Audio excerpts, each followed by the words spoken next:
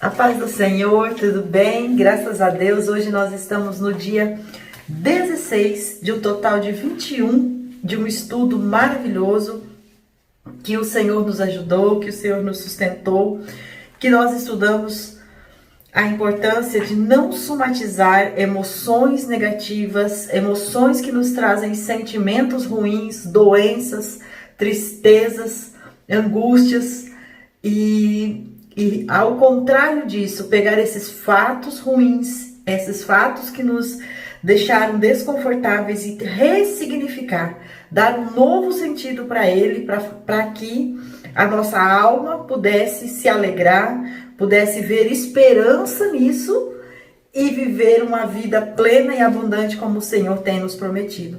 Eu estou assim muito alegre pelo que o Senhor tem feito, porque esse estudo, ele particularmente tem falado muito comigo.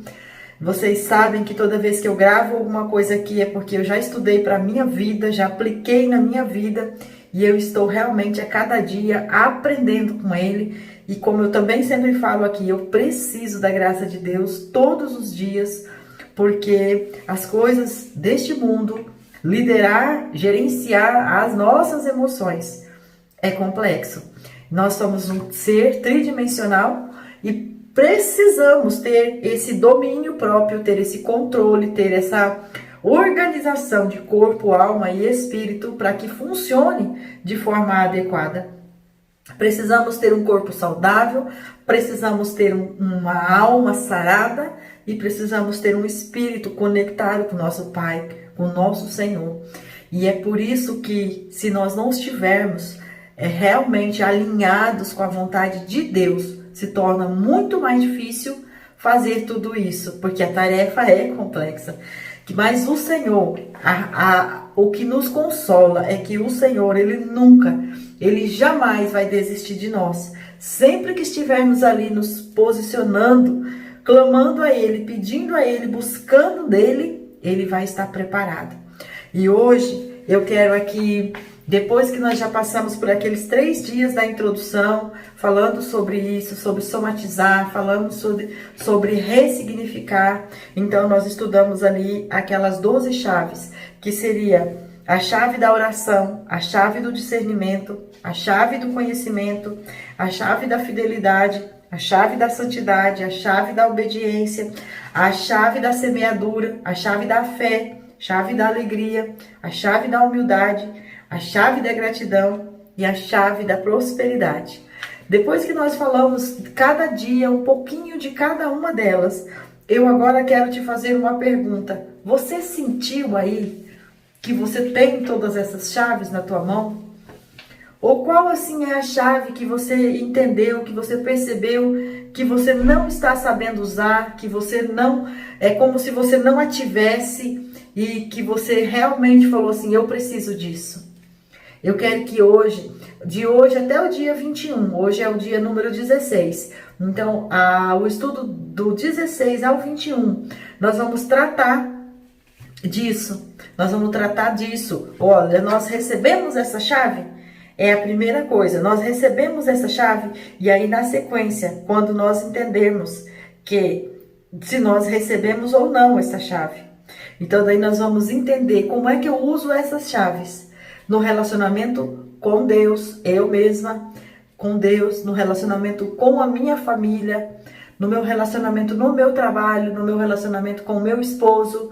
Então nós vamos aprender sobre isso nesses dias agora, fazendo como se numa junção dessas chaves, porque a gente precisa de todas elas. Não é assim, eu tenho a chave da oração, então eu só uso a chave da oração. Se você só usa a chave da oração, que claro que é a principal, que é a mais importante, porque é a que te conecta com Deus neste primeiro momento. Mas depois, quando é a hora de você executar a sua parte, aí lhe falta, por exemplo, o conhecimento, então você já se perde. Então você volta no início do processo. Se você, na hora de você executar aquilo que Deus te delegou, aquilo que Deus já te orientou em oração, você vai lá e você não é fiel, então você perde de novo. Então assim, não tem como você dizer assim, eu tenho só esta chave. Então só esta chave, só uma chave. Não é, porque na verdade a gente dividiu, mas a chave É a chave que te diz que você é filho de Deus. Então, quando você entende isso, você não anda isoladamente pensando em partes separadas. Ou então, agora que eu preciso me comportar como filho de Deus, porque agora eu estou, vamos supor assim, agora eu estou no PG, estou no meu pequeno grupo, agora eu estou no meio dos irmãos, então agora eu preciso falar de maneira como cristão, agir como cristão. Mas aí quando eu estou lá no meu trabalho, lá meus colegas, o grupo com o qual eu me relaciono no meu trabalho não são cristãos. Então lá eu posso me comportar como não cristão. Então não é assim. E é uma constante. Então eu quero aqui nessa primeira conexão, eu quero aqui garantir para a minha vida e profetizar sobre a minha vida, como nós já estudamos, que do fruto da nossa boca nós comeremos. Então, o que está escrito em Romanos 8, do 18 ao 21. E ali vai dizer assim: porque para mim tenho certo que os sofrimentos do tempo presente não podem ser comparados com a glória a ser revelada em nós. Isso é no 18.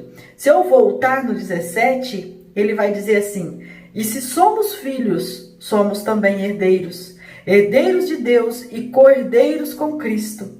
E se com ele sofremos, para que também com ele sejamos glorificados. Então essa identidade ali de filho é que vai me dizer que eu recebi todas essas chaves. Então quando eu entendo que eu sou filho, olha só, quando voltando, porque eu quero fazer com vocês essa interpretação desse capítulo 8 de Romanos. Ele vai dizer no 15: porque vocês não receberam um espírito de escravidão para viverem outra vez atemorizados, mas receberam o espírito de adoção, por meio da qual clamamos: Abba, Pai. O próprio Espírito confirma ao nosso espírito que somos filhos de Deus. Então aqui é uma identidade que nos dá o direito. Se somos filhos, como está dizendo esta palavra, então nós somos herdeiros, co-herdeiros, porque somos filhos através de Jesus Cristo, através da aceitação que Jesus Cristo é o nosso Senhor e Salvador. Então, se somos filhos, então nós temos todas essas chaves, porque somos herdeiros. E é aí que segue. Então, quando eu coloco a partir do 15, porque vocês não receberam o espírito de escravidão. E ser escravo nesse estudo nosso aqui é você pegar a sua dor, pegar a situação que te deixou descontente, que te deixou triste, a situação que te feriu, que te magoou, que te colocou numa posição de inferioridade, e fazer dela uma constante na sua vida. Você assumir esse papel que não é confortável para você, mas que de fato aconteceu no momento. E aí você se torna escravo daquela emoção ruim e não executa o que você realmente nasceu para ser, filho, em lugar de honra, em lugar com poder e autoridade para executar os seus papéis, para executar a sua função, para exercer a sua missão, conforme o seu pai te determinou que fosse. Então aqui, quando a gente começa a partir do 15, aí que eu chego lá. Por que ele dizia no 18? Porque para mim tenho certo que o sofrimento do presente não pode ser comparado com a glória a ser revelada em nós. Então, assim, quando você chega no 18, por que Paulo falava assim aos romanos? Por causa dos versículos que antecederam ali. Se você entendeu que você é filho, não importa o que está acontecendo agora, você vai ter essa certeza de que o seu futuro está reservado. Igual no exemplo, falando de herança, o filho, aqui pai biológico, o filho pode trabalhar, pode ter dificuldade, pode tudo, mas ele sabendo que o pai dele tem dinheiro, a certeza de que vai chegar um dia que ele vai tomar posse nessa herança e que ele vai poder administrar essa herança da maneira que ele quiser, isso é uma certeza, porque ninguém vai tirar esse direito dele. Porque o fato dele biologicamente ter ter a sua origem daquela pessoa, já lhe deu todo esse direito, independente depois dele ser qualquer outro tipo dele ter qualquer outro tipo de comportamento. Mas isso é uma situação de identidade mesmo, de conexão. E com Deus é isso, você se conectou com Deus, você aceitou que Ele é o teu Senhor, o teu Salvador, você fez com que tudo o que Ele determina, você tem observado, você tem estudado, você tem buscado se comportar, então você vai ter essa certeza aqui. E essa certeza, aí ele diz no 19, a ardente expectativa da criação aguarda a revelação dos filhos de Deus, pois a criação está sujeita à vaidade, não por sua vontade, mas por causa daquele que a sujeitou, na esperança de que a própria criação será libertada do cativeiro, da corrupção, para a liberdade da glória dos filhos de Deus. Porque sabemos que toda a criação, a um só tempo, geme e suporta angústias até agora. E não somente ela, mas também nós que temos as primícias do Espírito. Igualmente gememos no nosso íntimo, aguardando a adoção de filhos, a redenção do nosso corpo. Porque na esperança fomos salvos. Ora, esperança que se vê não é esperança.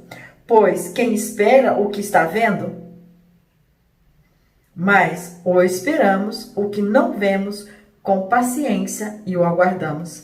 Então aqui, Paulo está dizendo assim, nós sabemos que nós somos filhos, nós estamos junto com aqueles que não são filhos, por isso nós sofremos, porque nós precisamos gerenciar essas emoções, liderar os sentimentos que nos faz sofrer, liberar os sentimentos que ardem em nós, liberar esses sentimentos que muitas vezes, como ele disse aqui da vaidade, pelo meio que nós estamos inseridos, ele é imposto para nós como sendo algo que temos que fazer, que precisamos de fazer, ou de repente sofremos essa variação externa, porque ao nosso redor aconteceu e nós sofremos por isso.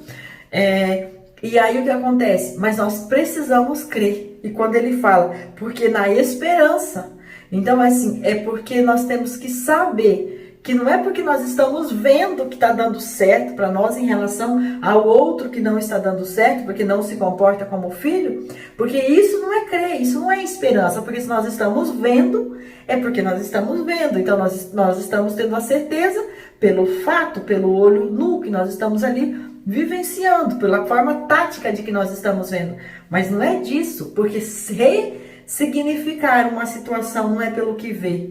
Ressignificar uma dor da traição, ressignificar uma dor da trapaça, de ter sido roubado, ressignificar uma dor de ter perdido um membro da família por alguma maldade, né? Ressignificar a dor de um divórcio, não é uma coisa que você vai fazer porque você vê ali na hora uma resposta positiva neste mundo que nós vivemos, na esfera do mundo secular. Ressignificar essa dor é ressignificar olhando para algo que não está diante de você como matéria. É ressignificar essa dor, é ressignificar sabendo que existe uma esperança para você no céu, porque você é filha de Deus, porque você é filho de Deus e Ele preparou para você algo melhor.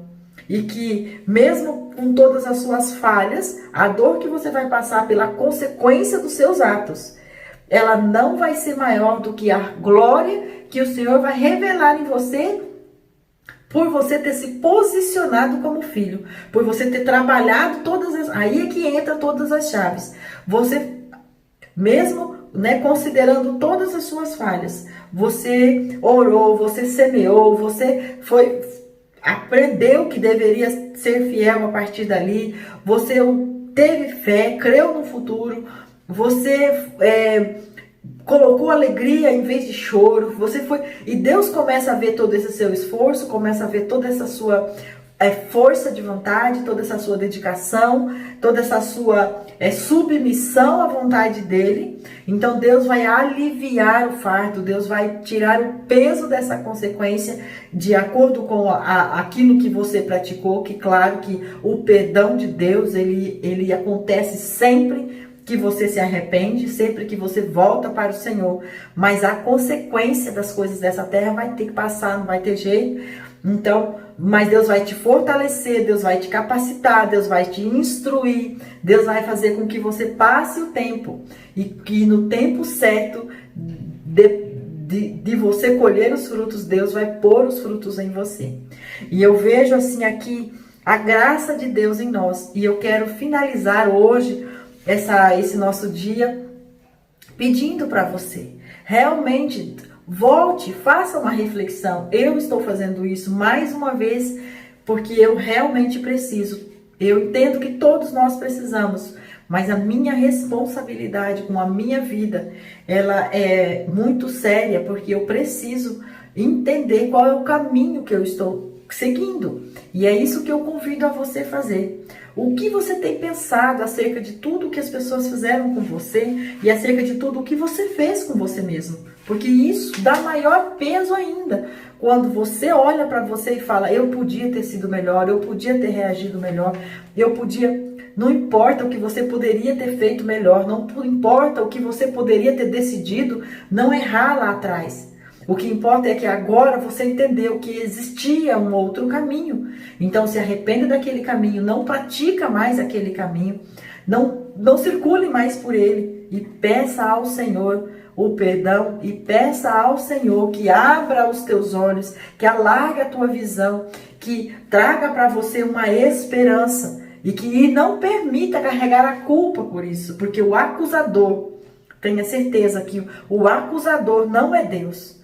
O acusador é o inimigo da tua alma que quer colocar peso em você. E isso Deus não faz. Deus entende o seu pecado. Não porque Deus vai passar a mão no seu pecado e falar tá tudo bem, mas porque Deus recebe um coração aquebrantado.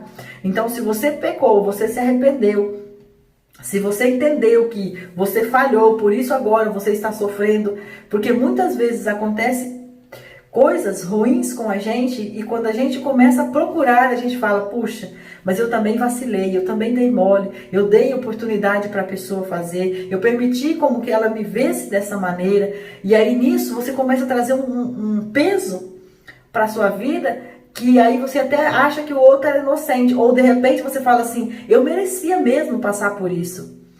E isso é coisa também que o inimigo começa a colocar na tua cabeça para que você não mude de fase, para que você não vire essa chave, para que você não abra a porta daquilo que tem de bom para você na frente.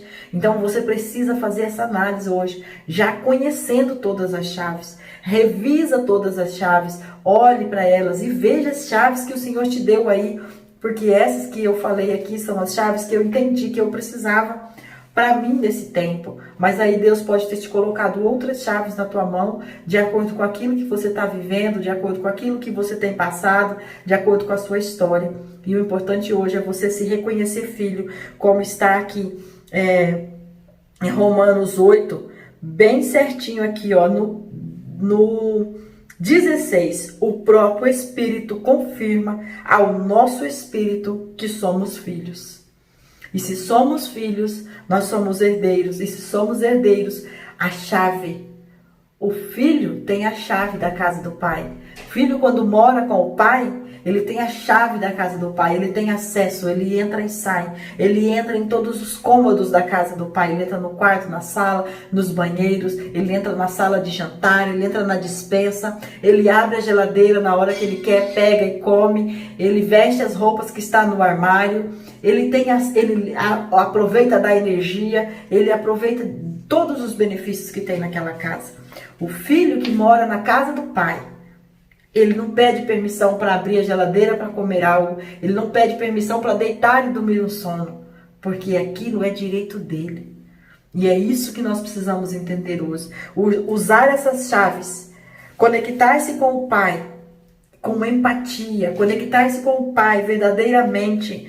Ouvir o que o pai está dizendo. Ter liberdade de falar com o pai. Buscar a conhecer mais do pai, saber as intenções do pai para contigo, entender as promessas, os feitos do pai, ser fiel, corresponder com as expectativas do pai, fazer perguntas, olhar para o Pai e tentar entender mais, criar especulação acerca do que está acontecendo, para que você possa ouvir de novo, para que o Pai possa repetir aquilo que Ele já falou, para te dar esperança. Obedecer, mesmo quando aquilo parecer que não é tão confortável aos teus olhos, ou que de repente você já está cansado, mas o Senhor vai, caminha mais um pouco, faz mais alguma coisa, levanta e anda, acorde. E semear na vida dos outros, e semear na sua própria vida, saber que você precisa plantar para colher, olhar para você com uma expectativa não da terra, mas uma expectativa da vida eterna, crer que haverá um dia em que o Senhor virá te buscar e te falar: vinde bendito do meu Pai. Aí nós estudamos aqui um dos capítulos que está em Apocalipse, que ele fala: eu vi as suas obras. Pensa, chegar naquele dia, quando diz a palavra que o Senhor vai dizer para aqueles que obedeceram, para aqueles que serão os salvos: vinde bendito do meu Pai. E para outros vai dizer: eu não te conheço. E é isso que nós queremos ouvir. Nós queremos ouvir: vinde bendito do meu Pai. Longe de nós chegar naquele dia e o Senhor falar: não te conheço. Então, colocar alegria nisso.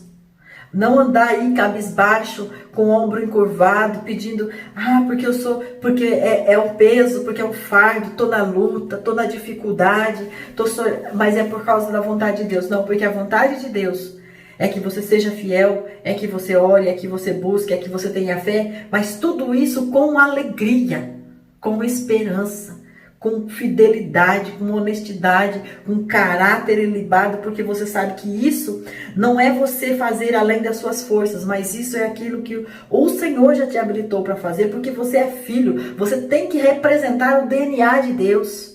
Onde você passar, tem que exalar o bom perfume de Cristo. Onde você passar, você tem que deixar claro que ali está a presença do Espírito Santo, porque é isso que o Senhor te fez para ser. Então, a humildade de você executar isso sem parecer que você é o santão, sabe? Sem parecer, mas é porque isso exala de você, isso transpira em você.